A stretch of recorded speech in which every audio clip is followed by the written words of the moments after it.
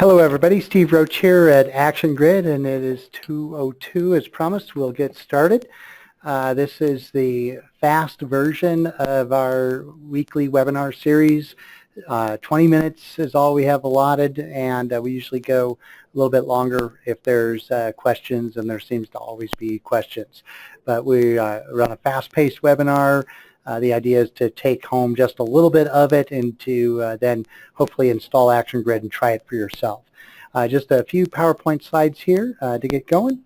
Why do we build ActionGrid? Really, it's kind of disruptive innovation that we're talking about. The concepts here are that the guy is like using a map, but he could be really using a GPS. So a lot of people don't even know what this thing could do. They don't know they're kind of really struggling in their Salesforce list views. Of course, the list views and related lists is how and why we built ActionGrid.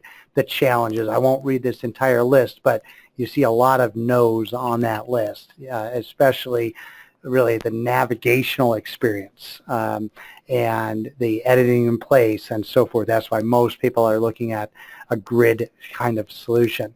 And then if it could get worse, it does. With the related list experience, it's even worse, right? You can't even edit your own columns or move columns around or do basic sorting. So really a challenge down there on the related list. Of course, Salesforce Reports have great power, but really that power is usually in the hands of the administrator. Too complex to write your own reports. Then the report writer has to be a fortune teller to know what you want, and primarily they lack actionability. So ActionGrid is both a powerful grid, an elegant grid tool, but also a report writing tool, if you will. And so let's get demoing. So first off, you see an ActionGrid as opposed to the regular Salesforce list view. ActionGrid can be exposed anywhere throughout your system. We're going to show you 3 or 4 ways to use ActionGrid, both as a tab, like so, but at the top of your your regular old stale list views, you can use ActionGrid as a button to ActionGrid my data and convert it into something reasonable to look at. We're also going to show it as a related list, and then we'll stop it there for our 20 minutes. So the first thing you notice about an ActionGrid really is the color. You should see that first it's starkly different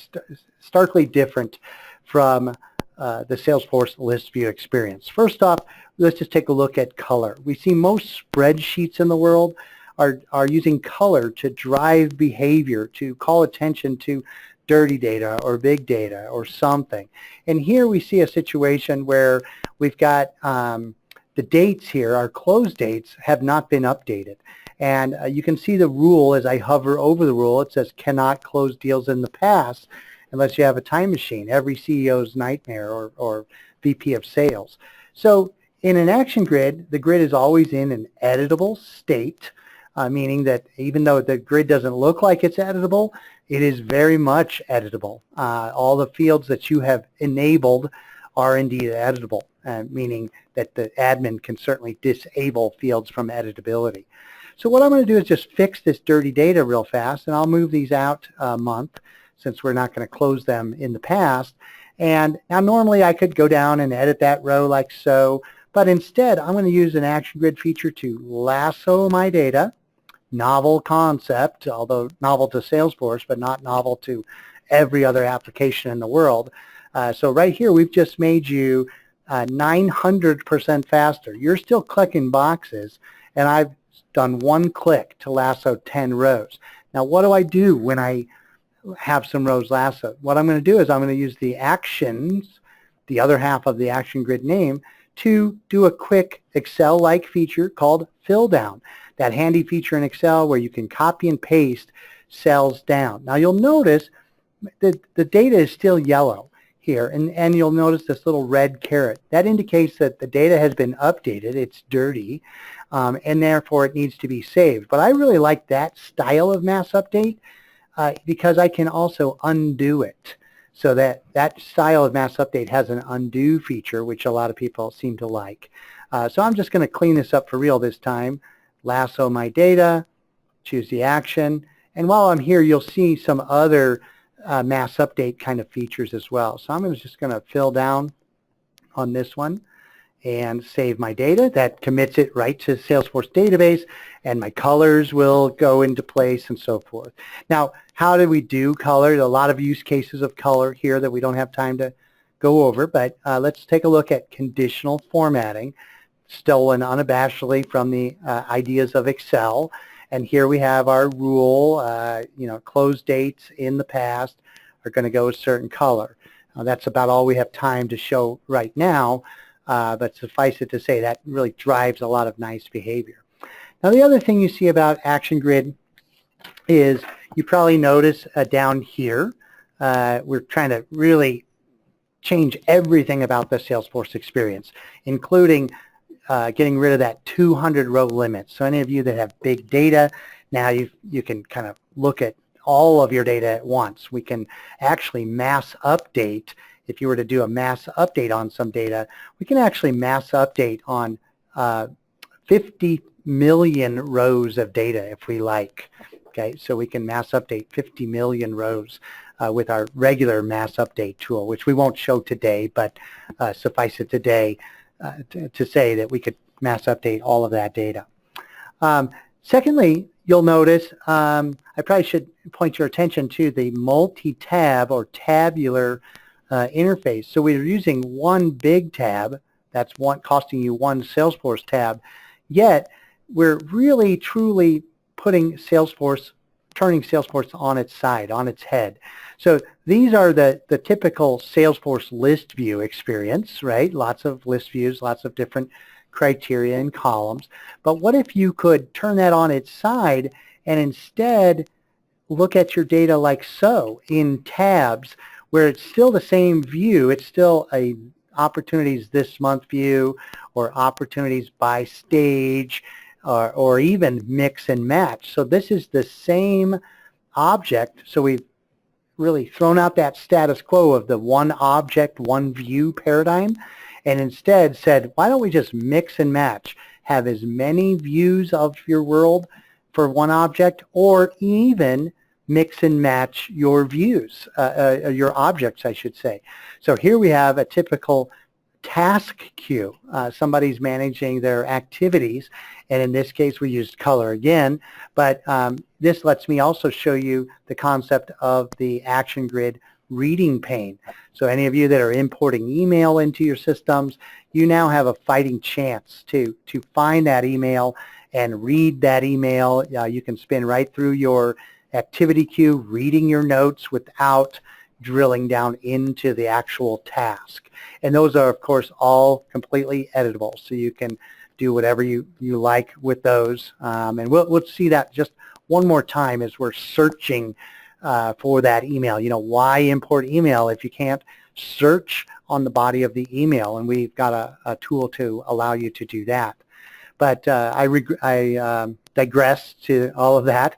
So we'll take a look further at the grids later, these tabs and so forth. Now let's look a little bit at the reporting capabilities of ActionGrid. I guess that color is a bit of a reporting tool. I'm going to clear my color just temporarily since we've knocked that topic out of the park. And let's just take a look at our grid. All right, so we've already talked about lassoing data instead of checking boxes, although you certainly could check a box if you like. The 1,000 page size increase. Now let's take a look at our filters. So when we talk about filters, we have the same Excel-like checkbox paradigm. We think that's a lot easier to do than other means, than typing things in and so forth. So you simply check boxes and so forth to dial in your data. Now you certainly can also do something else that is very powerful, which is to group our data. So as a report writing tool, visualization tool, navigation tool, we can group our data. Here I've just simply dragged it into the grouping area, and now I've got an instant report of all the deals that Ryan is working on. I can go further with that and continue my grouping exercise by grouping it further. I'll collapse that real quickly, And now we look at Ryan. Now it's Ryan's deals, but closing in January. Now the one thing you'll notice about ActionGrid, it might be subtle, but you'll always see under any numeric column is a summarization. And that is because why would we make you do that? If, what's the most fun to do but to count money? So we might as well do that for you. So you'll notice that when that's subtotaled, it's grouping it by, in this case, the month.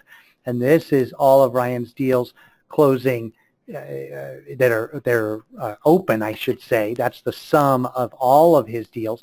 And then here we have our grand total. And that'll work with any numeric column. One of the things that ActionGrid does very well is take action on data. And one of those actions is, if you don't want to use subtotaling, if you want to change those around, or you want to confirm your subtotal, we have that handy little feature of Excel to summarize data. So quickly select those 3 rows.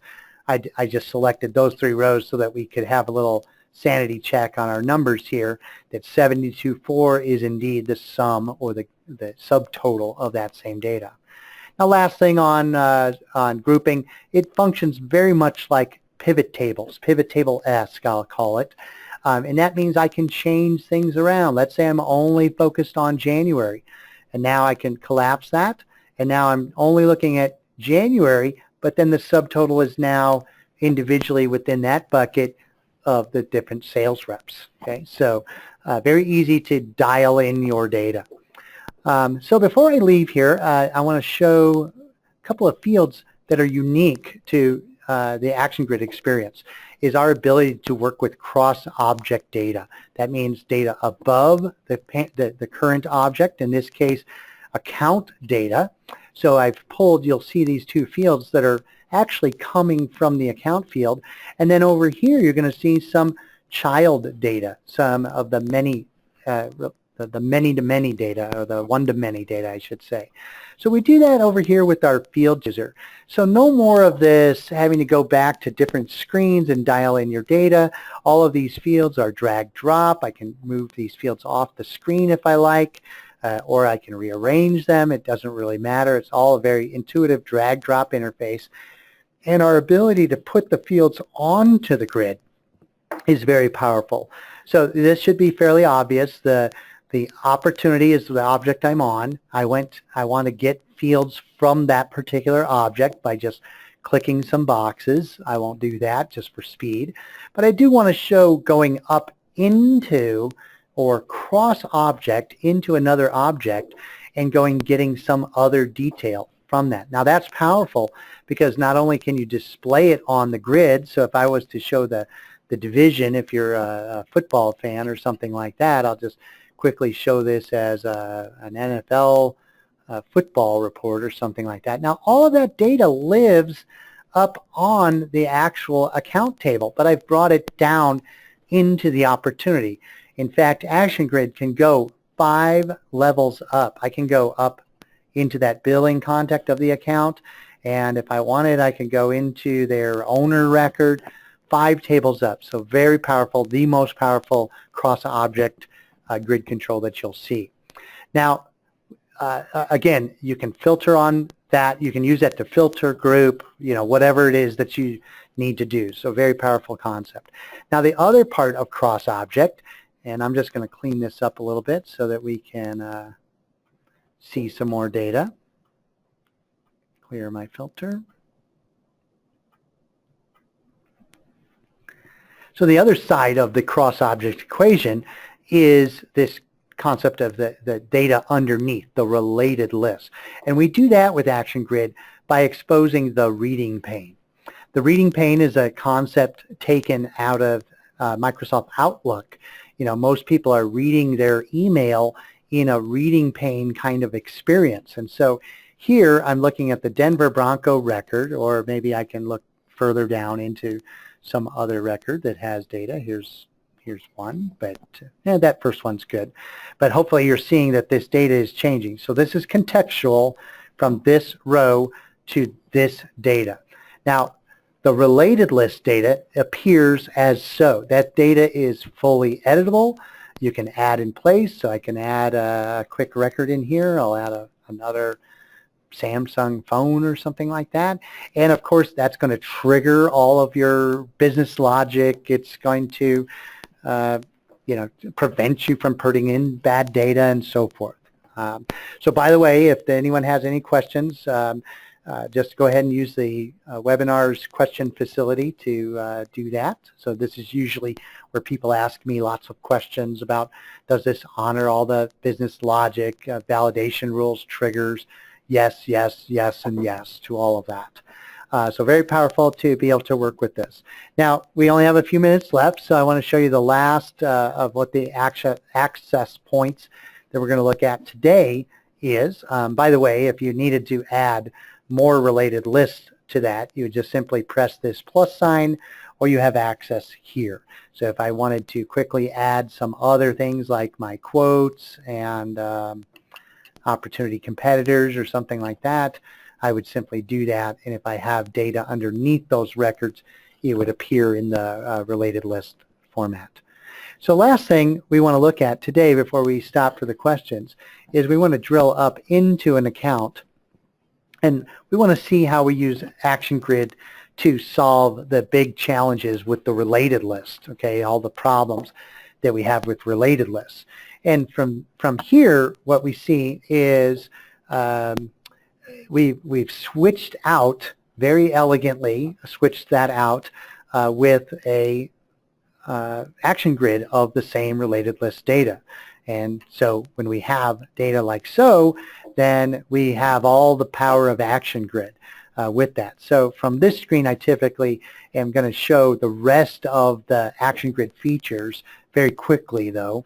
The actionability. So some of the actions that we can do are things like batch adding tasks. And I hope it's understood that this is generic and contextual, meaning it knows the object that I'm on, contacts, and it exposes menu items relative or contextually to that particular data item, to that particular object. So in this case, I could batch add some tasks to a bunch of contacts. I could have done it for opportunities as well. Generically, I'm going to assign the owner.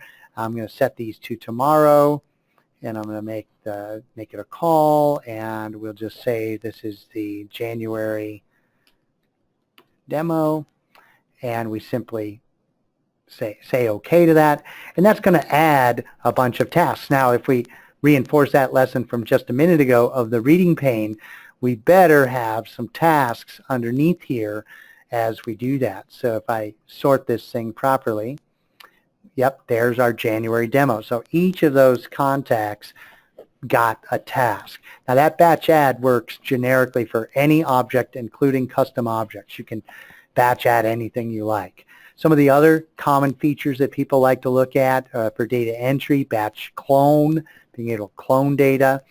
One of the things I forgot to show, one of the favorite features of the salespeople is being able to batch email. So with batch email, we have lots of different emails we work with, Par.Engage, Marketo, and standard Salesforce. I'll just do the standard Salesforce for today, which is to select some contacts, and we're going to just do a quick batch email. We're going to choose a Salesforce template. This is using standard Salesforce templates. Thus, we support all their merge tags and everything. So if I say okay to that, and we go over here, now by the time I get my Outlook screen over there, we should start getting some email into my mailbox.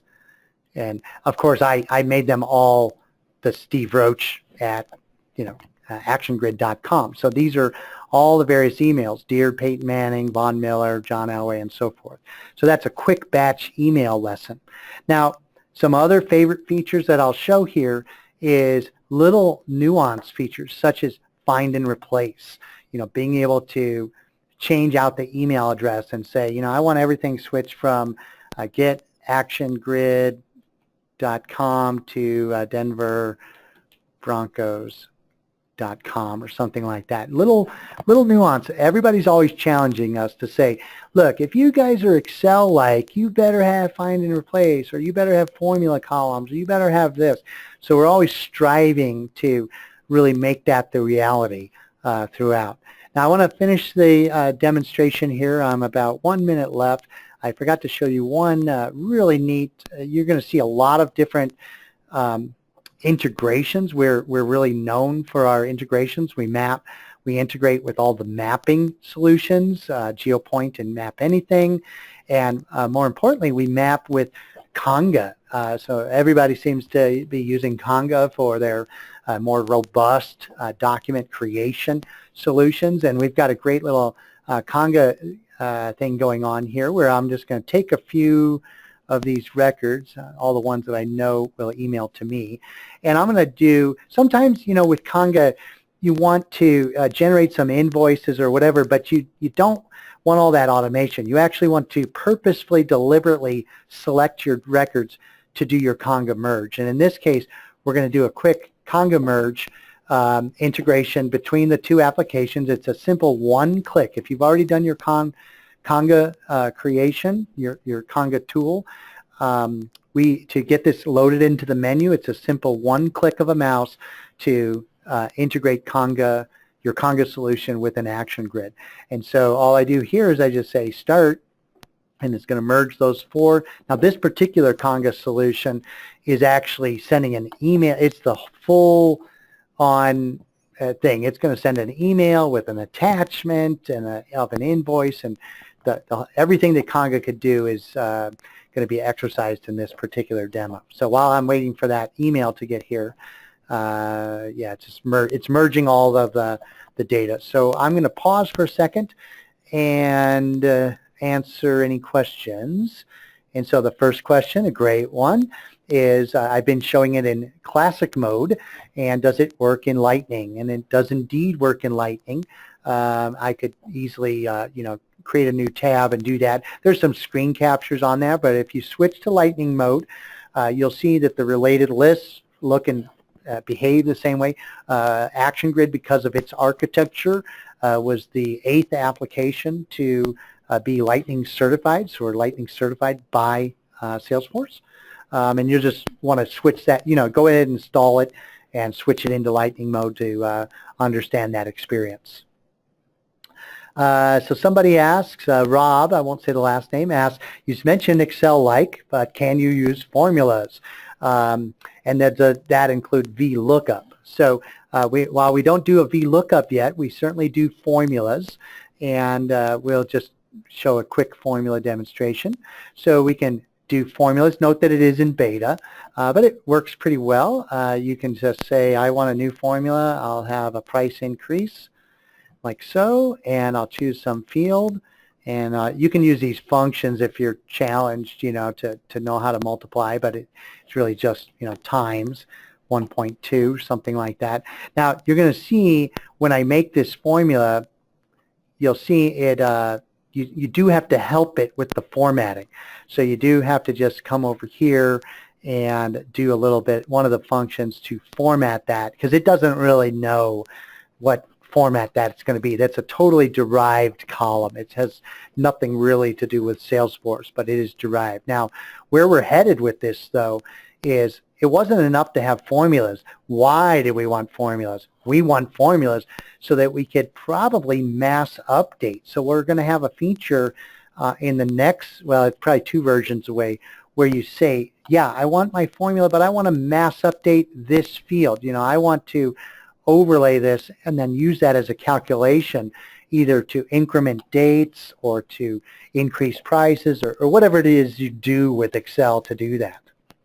So hopefully that answers that. And the reason it doesn't do VLOOKUP is because we're really in a Salesforce database. We don't really need a VLOOKUP because we already have access to our related list data already. We're not usually, we have navigational tools to do that, such as drill up and drill down.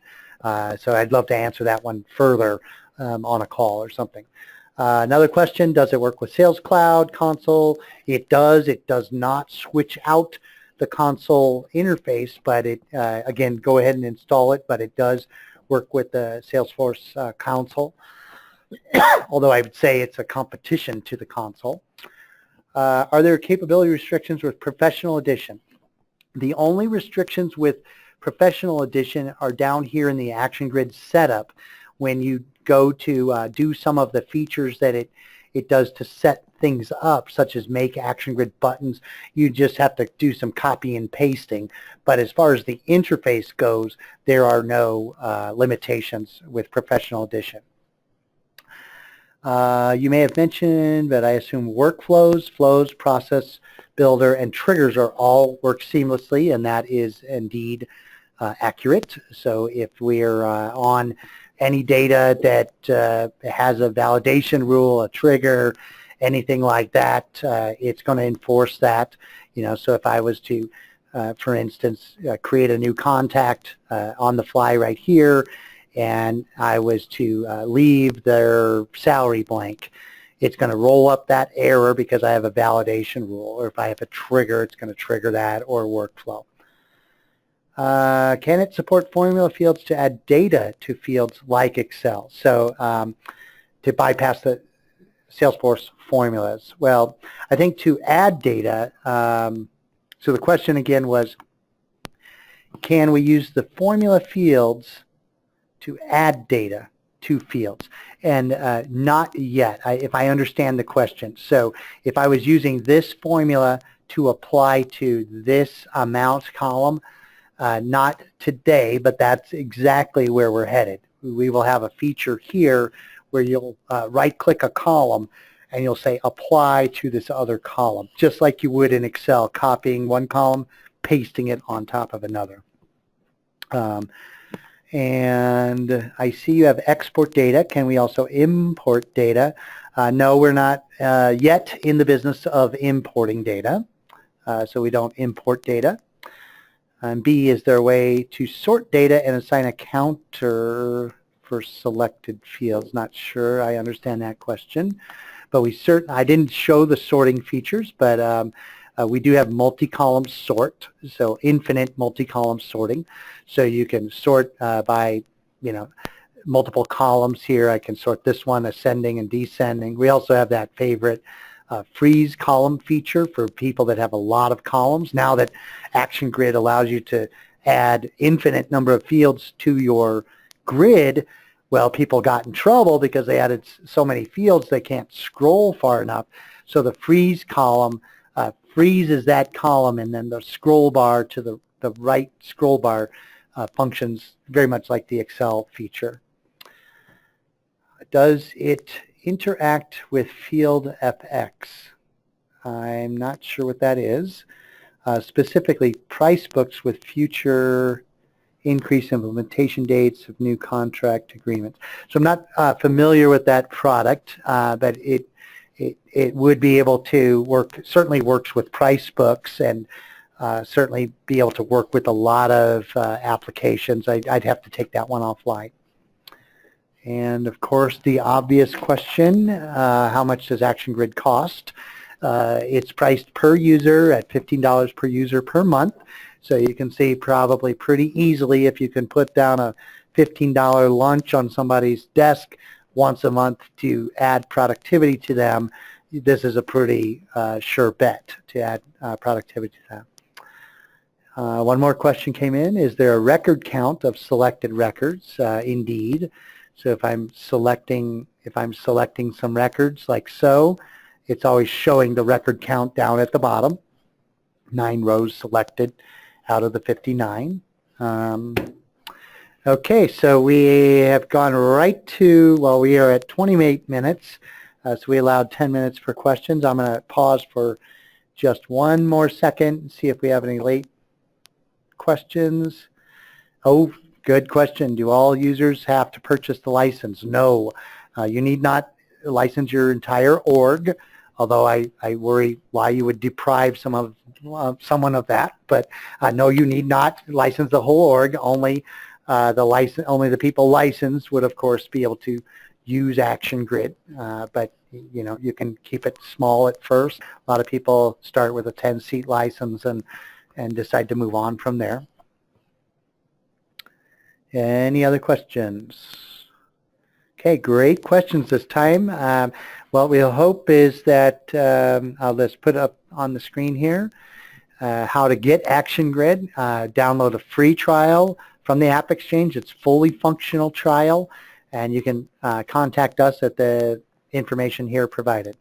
So great questions, everybody. Thanks. I look forward to seeing your installations of ActionGrid, and hopefully we'll meet again. Usually we offer a free 1-hour configuration and training review customized for your data when you're running the mouse, and that's really the best way to experience ActionGrid. Install it in your org, either your sandbox or your production, and then get on a training call with us, and we'll make sure you're successful.